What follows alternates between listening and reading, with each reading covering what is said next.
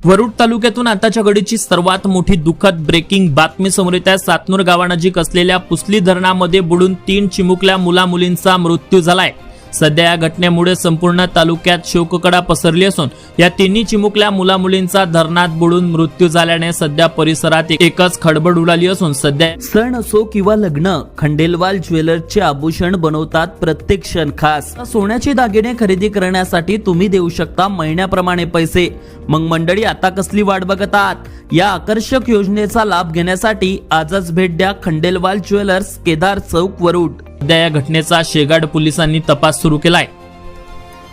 हे मुलं कालपासून बेपत्ता होते। कालपासून यांचा शोध घेतला असता आज दिनांक 18 मेच्या दुपारी पुसली धरणात त्यांचा मृतदेह आढळून आलाय।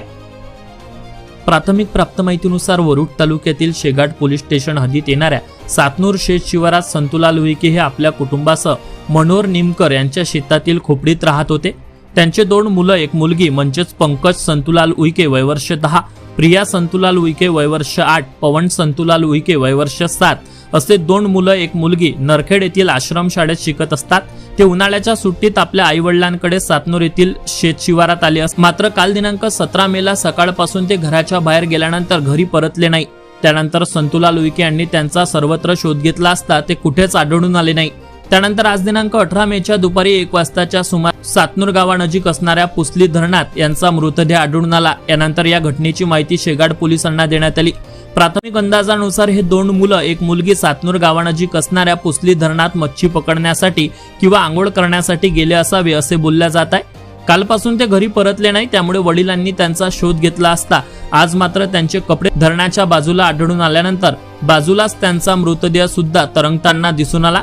या घटनेमुळे मात्र उईके कुटुंबावर दुःखाचा डोंगर कोसळला असून सध्या परिसरात एकच खळबळ उडाली आहे। या घटनेने मात्र वरुड तालुक्यात सर्वत्र शोककळा पसरली असून या घटनेचा पुढील तपास शेगाड पोलीस करीत आहे। मात्र एकाच वेळी एकाच कुटुंबातील 2 भावांचा आणि एका बहिणीचा म्हणजेच 3 चिमुकल्या मुलांचा मृत्यू झाल्याने सध्या सर्वत्र शोककळा पसरली आहे। Avinash Bansod, Amravati today news, Warud.